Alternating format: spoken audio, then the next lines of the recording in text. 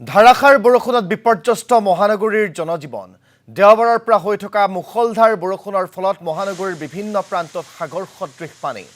Chandmari Guwahati club wireless আদিকে ধৰি মহানগৰীৰ বিভিন্ন ঠাইত সৃষ্টি হৈছে কৃত্ৰিম বানপানীৰ ঠায়ে ঠায়ে একাঠু পৰ্যন্ত পানীৰ সৃষ্টি হৈছে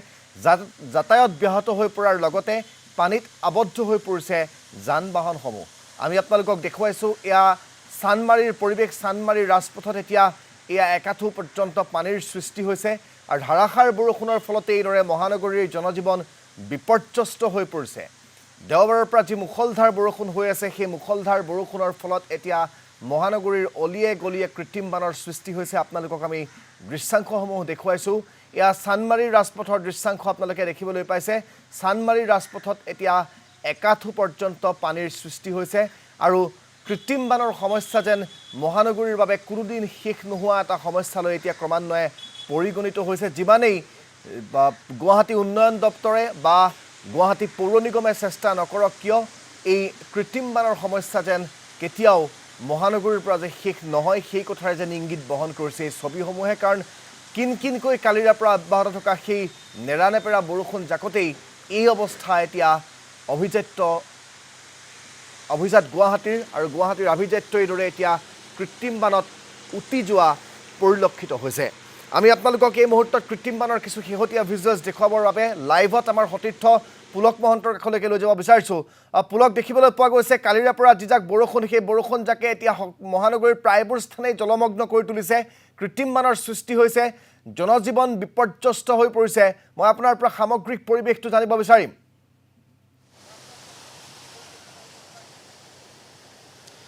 চাওক ৰাজদীপ নিশ্চয়কৈ ক'ব লাগিব গুৱাহাটী মহানগৰীত এজাক বৰষুণৰ পাছত কেনেধৰণৰ এটা পৰিৱেশ পৰিস্থিতি আচলতে সৃষ্টি হয় সেয়া নতুনকৈ কথা কোৱাৰ আচলতে প্ৰয়োজন নাই প্ৰত্যেকগৰাকী গুৱাহাটীবাসীয়ে সেই কথা জানে যে এজাক বৰষুণৰ পাছত গুৱাহাটীত কি এটা অৱস্থা হয় আৰু বিগত এসপ্তাহে যিটো গুৱাহাটীত বৰষুণ দি আছে নেৰানেপেৰা বৰষুণ বুলি ক'ব পাৰি দেওবাৰৰ পৰা সেই বৰষুণ দি আছে আৰু তাৰ ফলত দেখা পোৱা গৈছে যে গুৱাহাটীৰ বিভিন্ন প্ৰান্ত পূৰ্বে যিসমূহ অঞ্চলত আচলতে বানপানী নহয় সেইসমূহ প্ৰান্ততো কিন্তু এইবাৰ পানীত বুৰ যোৱা আমি পৰিলক্ষিত হৈছে বিশেষকৈ মূল পথসমূহ সেইসমূহৰ দৃশ্যাংশ আমি প্ৰত্যেকবাৰেই দেখুৱাই আহিছোঁ বৰষুণৰ পাছৰ সেই জীয়া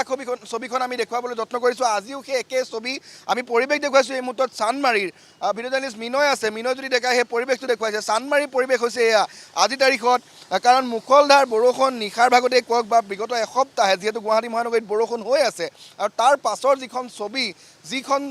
ছবিয়ে আচলতে সঁচা কথা কয় গুৱাহাটী কিমান উন্নয়ন হৈছে কি পৰ্যায়ত স্মাৰ্ট চিটি গুৱাহাটী আছে আজিৰ তাৰিখত সেই পৰিৱেশটো এজাক বৰষুণৰ পাছতেই যিহেতু জলজল পলপটকৈ ওলাই পৰে আৰু সেই দৃশ্যাংশ আমি আজি দেখুৱাইছোঁ কোনো নতুন কথা নহয় পুৰণা কথা কাৰণ এজাক বৰষুণ তাৰপিছতে এনেধৰণৰ পৰিৱেশ আমি দেখিবলৈ পাওঁ দাদা আপুনি যিহেতু ইয়াৰে স্থায়ী বাসিন্দা বছৰ বছৰ ধৰি এই পৰিৱেশটো দেখি আহিছে এজাক বৰষুণ তাৰপিছতে এক নৰসদৃশ যন্ত্ৰণা অফিচ কাছাৰীৰ সময়তে বিভিন্নগৰাকী লোক ওলাই আহিছে যথেষ্ট প্ৰত্যাহ্বান বা এক নৰসদৃশ যন্ত্ৰণা বুলি ক'ব লাগিব গুৱাহাটী মহানগৰবাসী নিশ্চয় প্ৰথম কথা হৈছে যিহেতু বিজেপি চৰকাৰখনলৈ আহি প্ৰথমে কৈছে আমি এখন স্মাৰ্ট চিটি বনাম আমি গুৱাহাটীত আজি স্মাৰ্ট চিটিৰ এই পৰিৱেশ দেখিলোঁ আটাইতকৈ দুখৰ কথা হৈছে আমাৰ যিসকল কণ ছাত্ৰ ছাত্ৰীক আমি স্কুলত নিয়া বহুত অসুবিধা হৈ যায় ইয়াৰ লগত ৰাতিপুৱাৰ কাৰণে আমাৰ গাখীৰ আহে আৰু বিভিন্ন ধৰণৰ ফল মূল আৰু আপোনাৰ খাদ্য সামগ্ৰী যেতিয়া গুৱাহাটীলৈ আনি পায় কিন্তু আমি আনিব যাবৰ কাৰণে আধা কিলোমিটাৰ 1 কিলোমিটাৰ ঘূৰিব লাগে আজি নহয়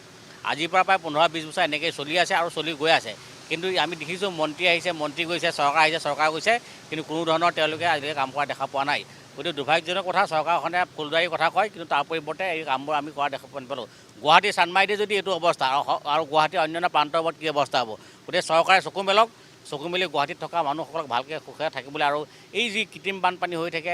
এসপ্তাহৰ মূৰে মূৰে তাৰ ওপৰত নিয়ন্ত্ৰণ কৰিবলৈ চৰকাৰে ব্যৱস্থা গ্ৰহণ কৰিবলৈ আমি দাবী জনালোঁ গুৱাহাটী উন্নয়ন দপ্তৰৰ যিগৰাকী মন্ত্ৰী তেওঁ এইবাৰ হেলিকপ্টাৰ দিছিলে গুৱাহাটীবাসীক আচলতে যি কৃত্ৰিম বান তাৰ পৰা মুক্ত দিবৰ বাবে হেলিকপ্টাৰ সফৰ কৰিছিলে বিভিন্ন আঁচনি হাতত লৈছিলে কোটি কোটি টকাৰ প্ৰকল্প ছুপাৰ চাকাৰে কওক বা আন প্ৰকল্প লৈছিলে কিন্তু তাৰ পিছতো আপোনালোকে এইখন ছবি দেখি আছে নিশ্চয় তেওঁ আচলতে এটা চমক সৃষ্টি কৰিব ভাবিছিল যে মই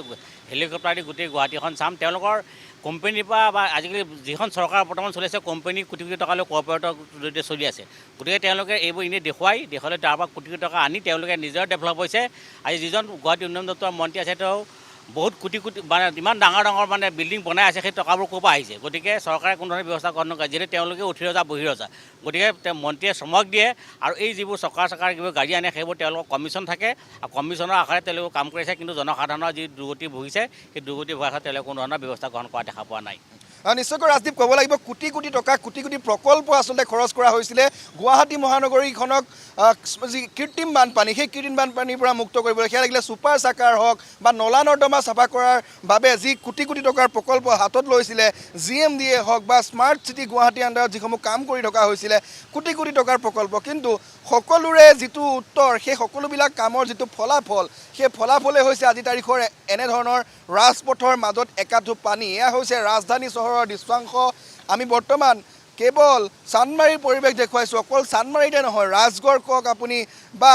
অন্যান্য প্ৰান্ত, হাতীগাঁও কওক বা ৰুক্মিণী গাঁও কওক, এইসমূহ বৃহত্তৰ অঞ্চল এজাক বৰষুণৰ পাছতেই কিন্তু বুৰ যায়। আৰু এয়া কোনো নতুন ছবি নহয়, প্ৰত্যেক দিনাই বৰষুণৰ পাছৰ এইখন এখন জীয়া ছবি। আৰু যিহেতু আৰু কিছু সময় পিছতেই অফিচ কাছাৰী বা স্কুলৰ সময় আৰম্ভ হ'ব, গতিকে ছাত্ৰ ছাত্ৰীয়ে হওক বা আনসমূহ যিসমূহ অফিচ কাছাৰীত কাম কৰা মানুহ, তেওঁলোকে কিন্তু এনেকৈ একাঠু পানীৰ মাজেৰে যেনেকৈ ককবকাই নিতৌ পাৰ হয়, আজিও সেই একেই ছবি তেওঁলোকে দেখিব আৰু এনেকৈ পানী ফালি তেওঁলোকে পানীৰ মাজেৰে যাব লগা হ'ব। কাৰণ নিশ্চয়কৈ পুলক মহন্ত, আপোনাক ধন্যবাদ জ্ঞাপন কৰিছোঁ। আজি সৌভাগ্যবশতঃ অফিচ কাছাৰীসমূহ বন্ধ, যিহেতু আজি পবিত্ৰ ঈদ, গতিকে আজি কিছু পৰিমাণে ৰাইজে সকাহ পাব, কাৰণ অন্যথা আজি এই বাটেৰে এই একাঠু পৰ্যন্ত পানীৰ মাজেৰে অফিচ কাছাৰী, বিদ্যালয় মহাবিদ্যালয়লৈ ছাত্ৰ ছাত্ৰী বা ৰাইজ যাবলগীয়া হ'লহেঁতেন। গতিকে তেওঁলোক আজি কিছু পৰিমাণে ৰেহাই পাইছে, কাৰণ কালিৰে পৰা নেৰানেপেৰা বৰষুণ, ঈদৰ উৎসাহ উন্মাদনা ম্লান কৰিছে এই বৰষুণজাকে। আৰু তাৰ মাজত এয়া কৃত্ৰিম বান আপোনালোকক দেখুৱাইছোঁ। গুৱাহাটীৰ অলিয়ে গলিয়ে সকলোতে এতিয়া কৃত্ৰিম বানৰ তাণ্ডৱ, আৰু সেই তাৰ মাজতেই ৰাইজে আহ যাহ কৰিব লগা হৈছে। ৰাইজে ক্ষোভত ফাটি পৰিছে চৰকাৰ তথা বিভাগীয় কৰ্তৃপক্ষৰ বিৰুদ্ধে, কাৰণ তেওঁলোকে বহু অভিলাষী আঁচনি গ্ৰহণ কৰিও আজি পৰ্যন্ত গুৱাহাটী মহানগৰীৰ কৃত্ৰিম বান ৰোধ কৰিব নোৱাৰিলে, যাৰ বাবে তেওঁলোকক চূড়ান্ত ব্যৰ্থ আখ্যা দিছে ৰাইজে।